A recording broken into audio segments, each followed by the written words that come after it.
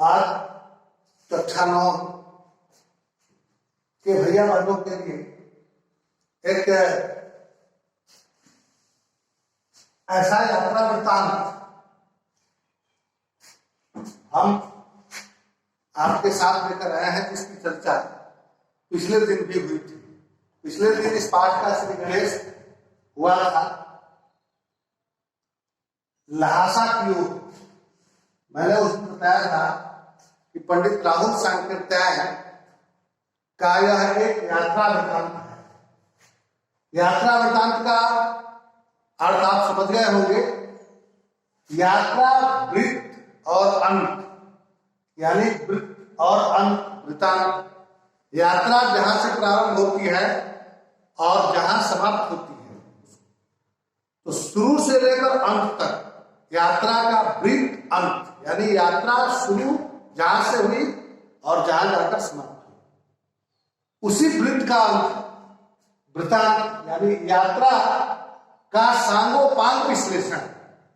कहां से शुरू हुई, किन किन पड़ावों से होती हुई वह यात्रा पूर्ण हुई, इसी को यात्रा वृत्तांत के नाम से जानते हैं।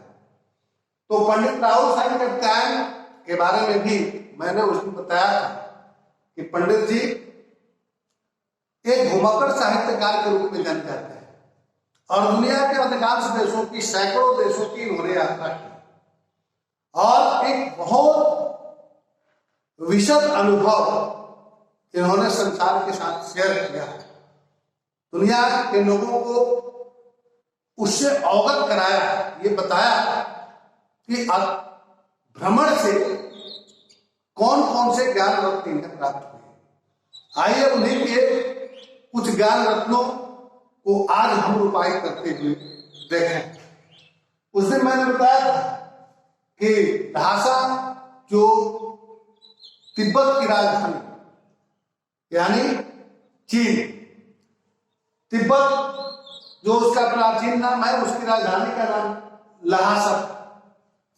उसी लहासा की यात्रा पर लेखक यानी राहुल सांकृत्यायन जी निकलते हैं और जिस रास्ते से होकर यहां से उनकी यात्रा प्रारंभ होती है वह कलिंगकोट का रास्ता है। यह वह रास्ता है जिससे नेपाल के साथ और हिंदुस्तान के साथ, दोनों देशों के साथ चीन का व्यापारिक संबंध था। आर्थिक और व्यापारिक संबंध के साथ साथ यह रास्ता एक ऐसा रास्ता था जो सैनिकों के आवागमन के लिए भी उपयुक्त माना जाता था। इसके माध्यम से सैनिक आते जाते थे। इस मार्ग से होकर सैनिकों की आवाजाही होती थी, इसलिए इस पर जगह जगह चौकियां बनी हुई थी, हॉस्पिटल्स भी बने हुए थे और इसी रास्ते पर बहुत सारे सैनिकों के किले भी जो मिल रहे थे वो परित्यक्त थे। अब उसमें कोई नहीं रहता, इसलिए वो परित्यक्त किले भी स्थित थे। इस रास्ते से होकर लेखक की यात्रा प्रारंभ होती है। लेखक आता है तिब्बती समाज का आक्रमण करता है। तिब्बती समाज वास्तव में बहुत सुंदर समाज है, जिस समाज में लोग बड़े स्नेह के साथ एक दूसरे से मिलते जुलते हैं, एक दूसरे के साथ रहते हैं। किसी के मन में किसी के प्रति कोई दुर्भाव दिखता नहीं और लोग सस्नेह रहते हैं। अगर तिब्बती समाज की विशेषताओं की बात करें तो इस समाज की कई विशेषताएं हैं। जैसे तिब्बती समाज में जाति पात नहीं है। जाति पात और छुआछूत का भेदभाव तिब्बती समाज में बिल्कुल नहीं है। वहां की दूसरी विशेषता है कि तिब्बती समाज की महिलाएं पर्दा नहीं करती।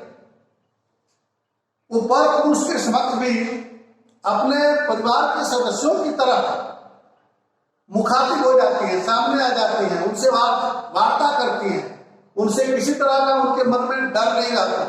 कोई हिचक नहीं रहती, खुले हृदय की होती हैं, पर्दा नहीं करती हैं और बिल्कुल स्वागत का भाव उनके मन में, आतिथ्य का भाव पर पुरुषों के लिए भी रहता है। तीसरी बात है कि अतिथि सत्कार भी उनमें कूट कर भरा हुआ है।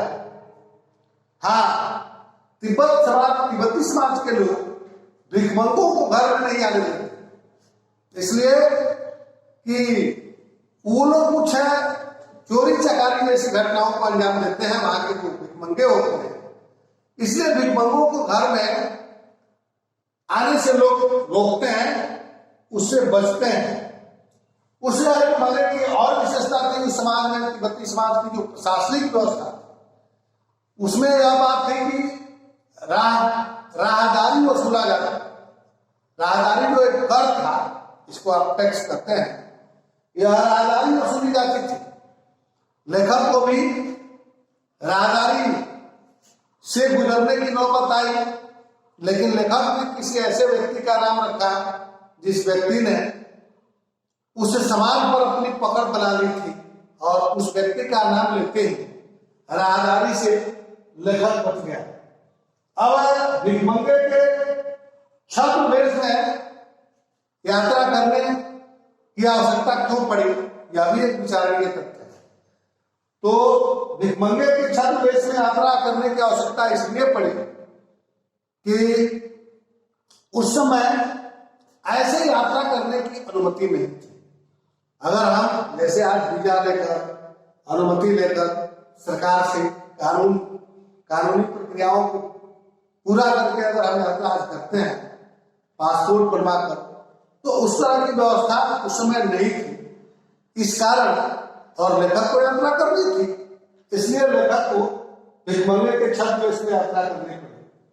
अब अपनी यात्रा के क्रम में लेखक ने एक ऐसे स्थान की चर्चा की है जिसे डांडा घोड़ला के नाम से जानते हैं। यह डांडा घोड़ला 17-18 हजार फीट की ऊंचाई पर है और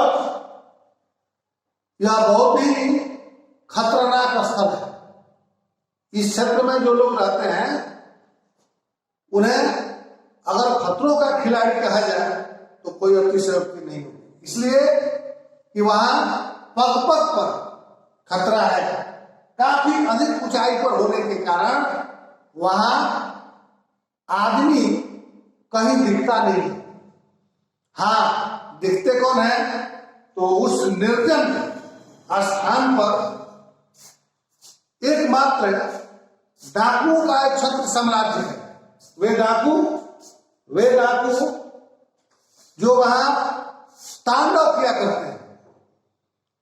इसका एक और भी कारण है कि तिब्बत में हथियार का कोई कानून नहीं है, हथियार से संबंधित कोई कानून नहीं है, इसलिए लोग लाठी की तरह बंदूक लेकर घुमा करते हैं।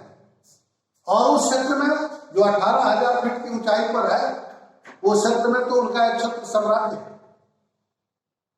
डाकू अपनी खूब मनमानी करते हैं, अपना खूब तांडव करते हैं। अगर उनको वहां कोई यात्री मिल गया तो उसके पास क्या है क्या नहीं है इसकी जांच किए बगैर पहले मार ही देते हैं, और फिर वहां पुलिस नहीं पहुंच सकती, प्रशासन नहीं जा सकता, इसलिए वो निश्चित रहते हैं और ये अपना तांडव क्या करते हैं। पहले मार देते हैं, फिर देखते हैं उसके पास क्या है। ये वहां की स्थिति है, उस समाज की स्थिति है। ये बहुत ही दुखद स्थिति है। हथियार का कानून नहीं रहने के कारण डाकू अपना तांडव चलाते रहते हैं और वहां कोई जाने की हिम्मत नहीं करता, कोई ठहरने की हिम्मत नहीं करता, लेकिन फिर भी वह बहुत ही खतरनाक स्थान के रूप में विख्यात है। अब आगे के दिन की यात्रा लेखक अपने मित्र जिसका नाम है सुमति के साथ यात्रा शुरू होती है। यह लेखक का अनन्य मित्र है, जिसे आप गाइड भी कह सकते हैं। लेखक सुमति के साथ इसलिए चलता है कि सुमति को इन चीजों का ज्ञान है कि कहाँ क्या है, उस क्षेत्र से वह अवगत है, परिचित है। इसलिए आगे की यात्रा के लिए जो स्थान है वह है तिंगड़ी।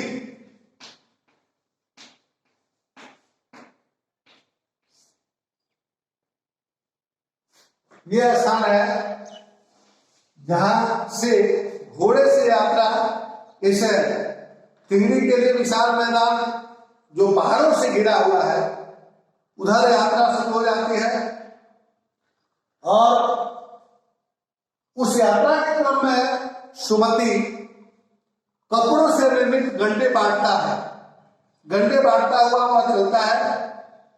लेखक कहता है तुम बांटते चलो और लहासा पहुंचकर मैं तुम्हें उसका पैसा दे दूंगा। फिर इसके लिए आगे बढ़ते चले जाते हैं। वे तिब्बत में धूप भी बहुत तेज होती है।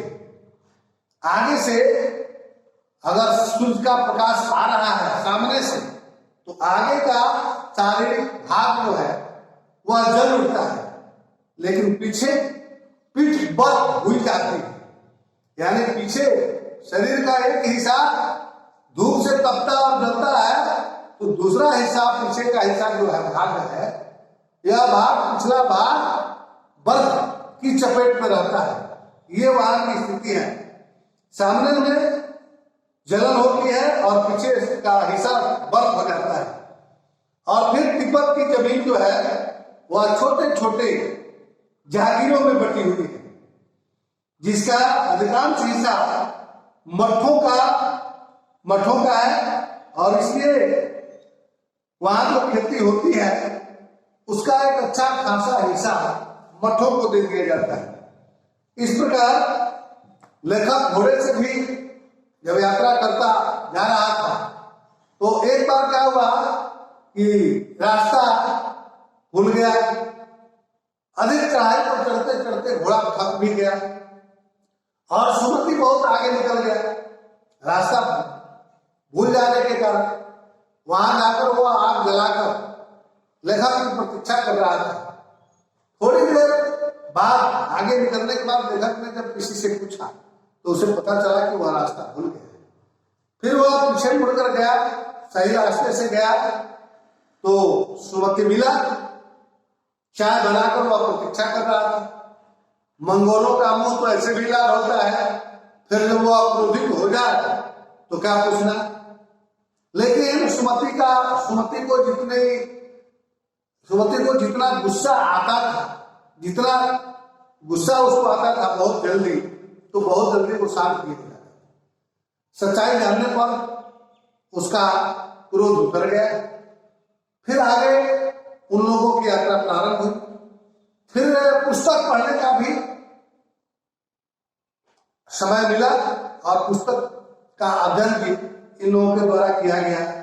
और इस प्रकार से इनकी यात्रा राहुल शंकर टैन जी की यह यात्रा पूरी हुई और साथ साथ आकर दोनों अपनी यात्रा को पूर्ण कर सके। यह इस पाठ का उद्देश्य है कि तिब्बती समाज का चित्रण, जो रास्ता है उस रास्ते की विशेषता क्या है, भयावहता क्या है, तिब्बती समाज में लोग कैसे हैं, उनके रस्म और रिवाज कैसे हैं, चीनी सरकार, तिब्बती समाज और सरकार की स्थिति क्या है, उनके नियम कानून क्या है, इन्हीं का विस्तार से वर्णन करना इस यात्रा वृत्तांत का उद्देश्य था। धन्यवाद।